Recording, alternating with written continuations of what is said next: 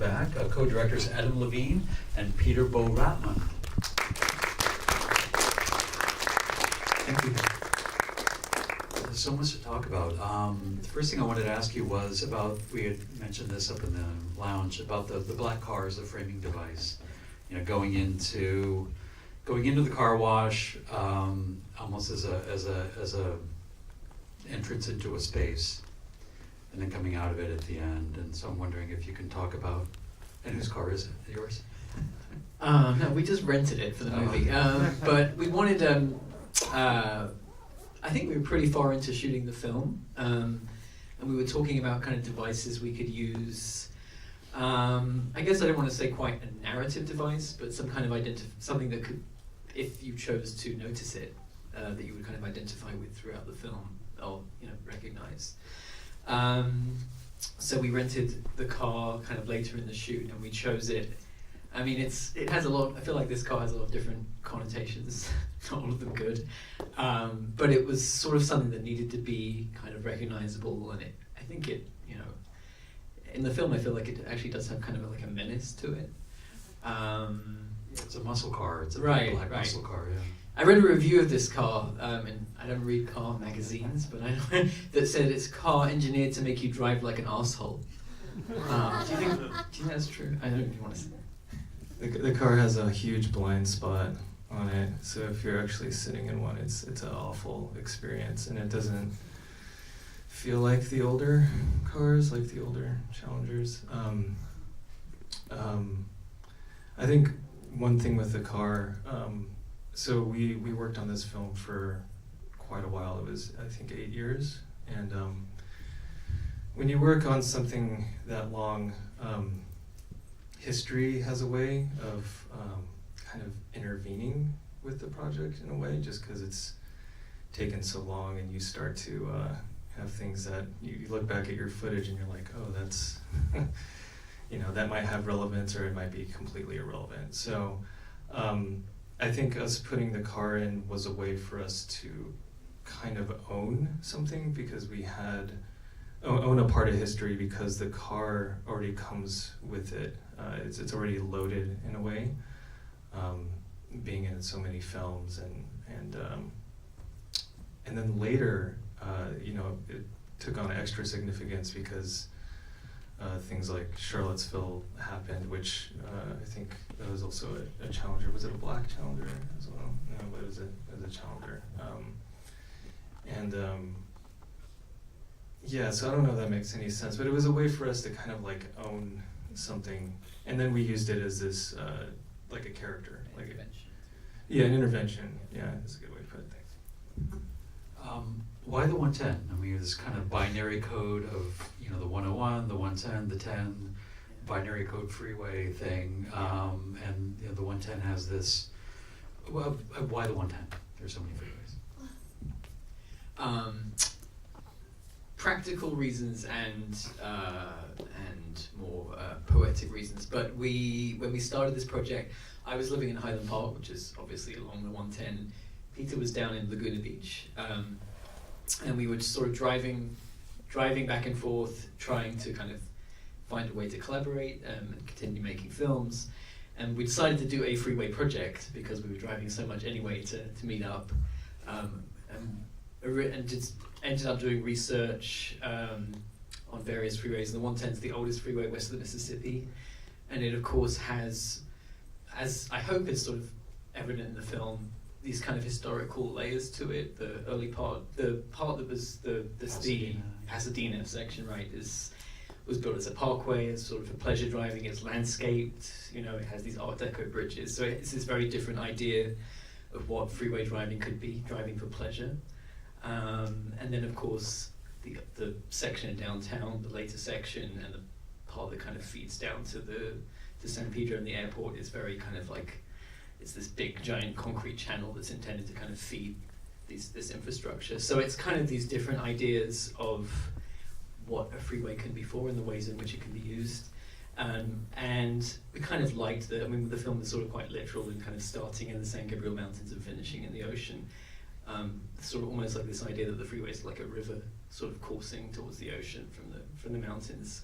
And it's just long enough to be big without being completely overwhelming, and that we thought the neighborhoods it passed through kind of provided like an interesting portrait of the city. So much more to say.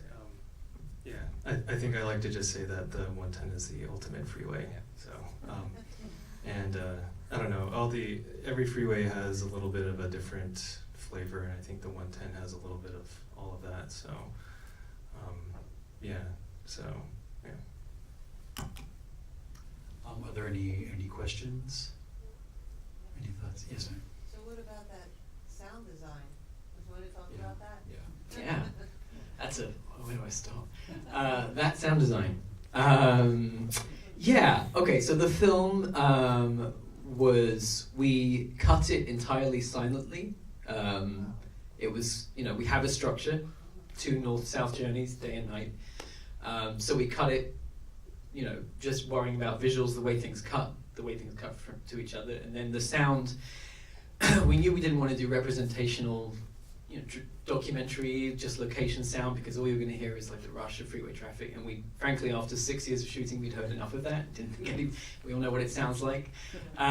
We use a little bit, but we, obviously wanted to come up with something that was a little more complex and interesting, and something that kind of fit with the freeway and with Los Angeles.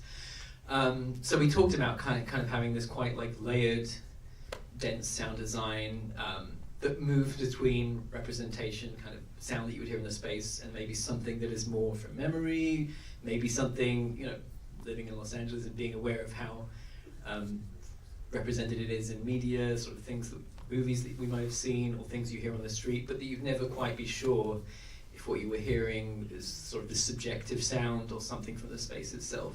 And that was, I think, more true of the day section. The night section we kind of talked about being more musical, more of a sort of complete piece of music, in response to the way the visuals are more kind of like about light. They're more kind of like abstracted. So that was kind of like our basic idea for the sound design.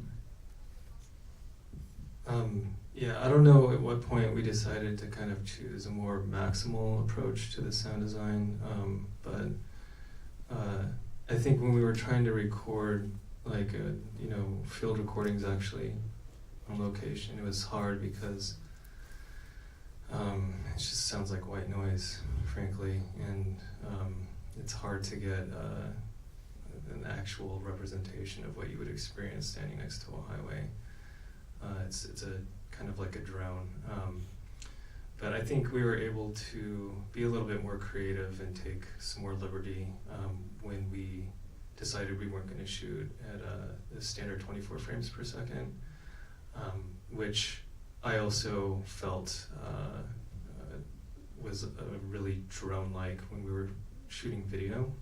And that's how we initially started this project. We were shooting video, and it was interesting, but it wasn't quite the same with the way that we shot it with the still frames. We were able to pick up on some different kinds of beats and stuff that are happening that you wouldn't normally see.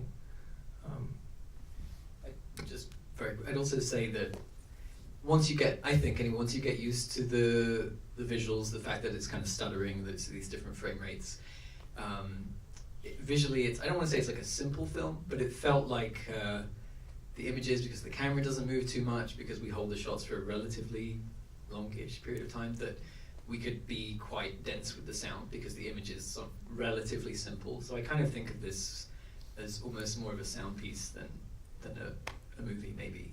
The sound is really important, so it's nice to hear it sound so good here. It's rough when it doesn't sound good, but it sounds great. Well, what about the choices was everything? There were some elements that felt scripted. At the beginning, we got the gold, or the man says, "Oh, gold a man can carry." It sounds like it's from an old film. There are other bits of conversation.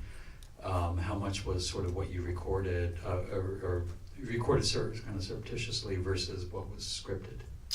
It's just it's a mix of everything. So some of it scenes from movies, some of it street dialogue, some of it we set up a hotline. We bought a 1-800 number and put some signs along the 110, cryptic signs with a number to call.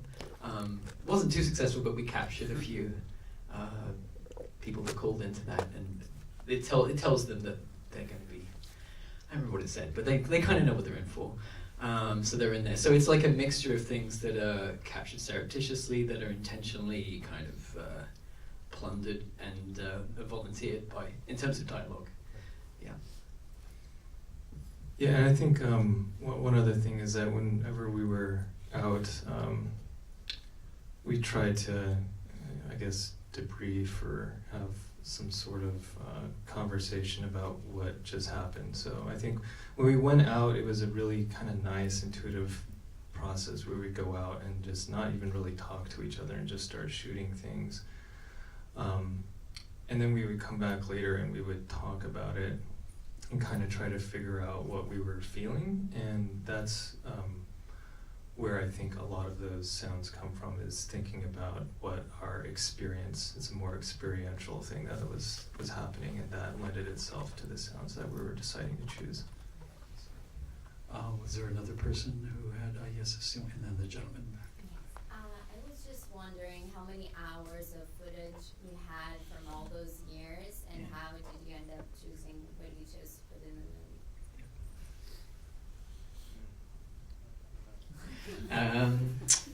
I couldn't actually tell you how many hours, because give you a short version of the process. Obviously, everything begins as a single high-resolution image, a photograph, and is then animated. So there's stuff that we didn't even necessarily animate for various reasons. So we don't really know how much footage we have, but we had a cut of maybe 2 hours plus with, using only a fraction of the material we had.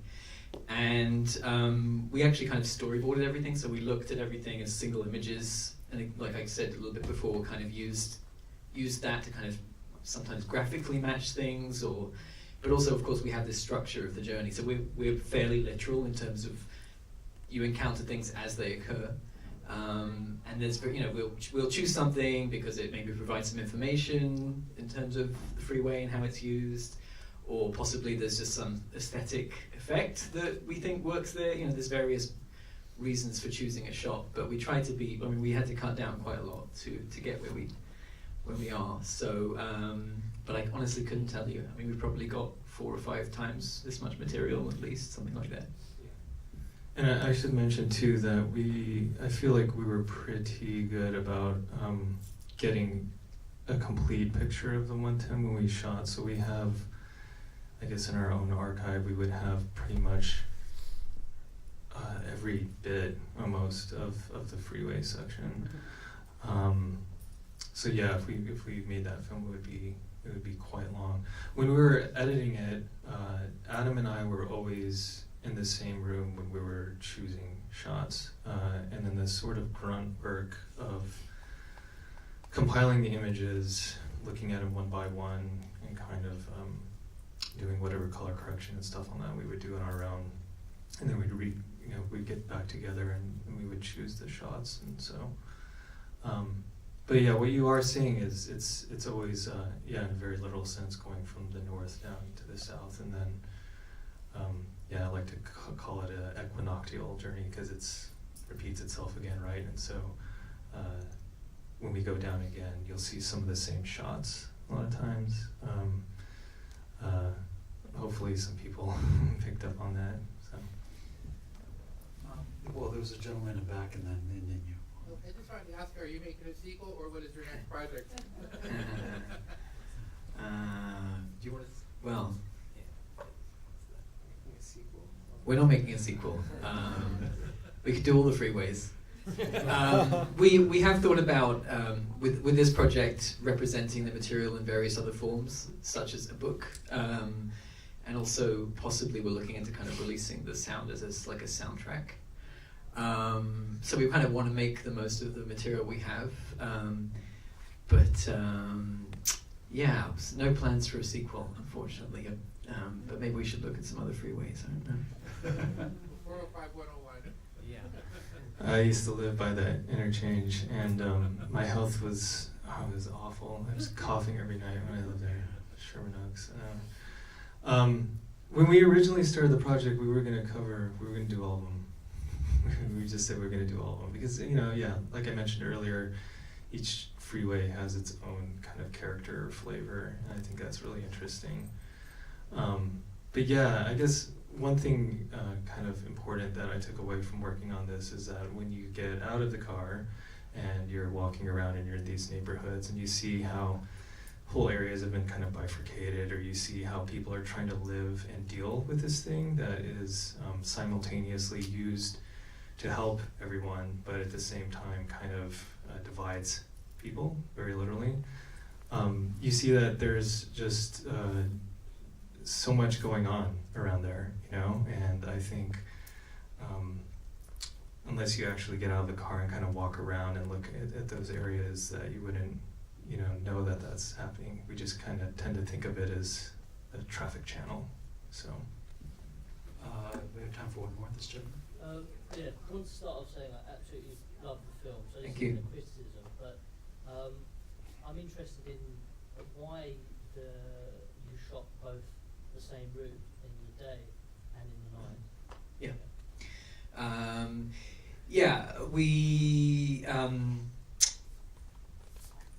So we're, as Peter said, we're going out together. We each have our own camera. We're shooting, getting back together, and comparing images. And I think as we started collecting material, we generally tended to shoot in the day, but then we started to see when you're shooting this way, you actually don't know quite how what the shots are going to look like. Right? You're taking still images and then you're animating them, and you see various effects, things that you weren't even aware of when you're watching them right there. And it seemed like to both of us that there was this like obvious difference in the day and the night stuff. In that it's dark at night, but the night section or the night material felt very different in that it tended to feel, whereas the day section feels very architectural and solid, especially with these high resolution images. So it feels more about infrastructure and architecture. The night is kind of the flip side of that, where the lights of the cars kind of describe the infrastructure that you often can't see. So it had this, it didn't feel right to kind of do one journey that moved into night. It felt like to offer a kind of comparison in the way that you experience, I mean, the aesthetics of the freeway really, right? With light and with no light, that's fine. So it kind of suggested itself halfway through. I don't know if you want to say. Yeah, I think it's interesting because I actually have the opposite viewpoint on it, which is, I mean, this is great. This is how we work. For me, when I was seeing the way that the light described it, originally we were looking at this to look at the infrastructure of the 110. It wasn't a piece about social thing really.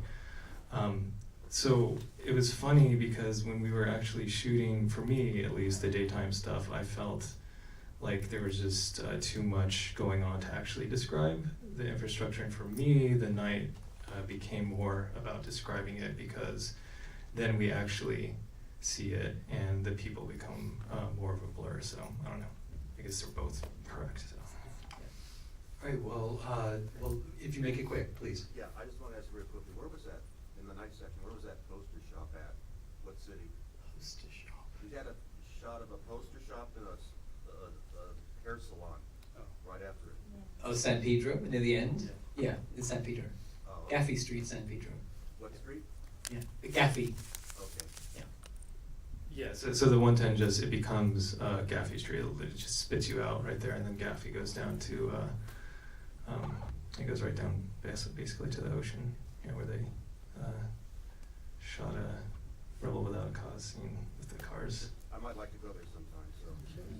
Oh yeah, it's actually Adam and I were talking about just taking a joyride and just going up and down. It's a luxury that if you can enjoy it, it's really quite amazing. So yeah.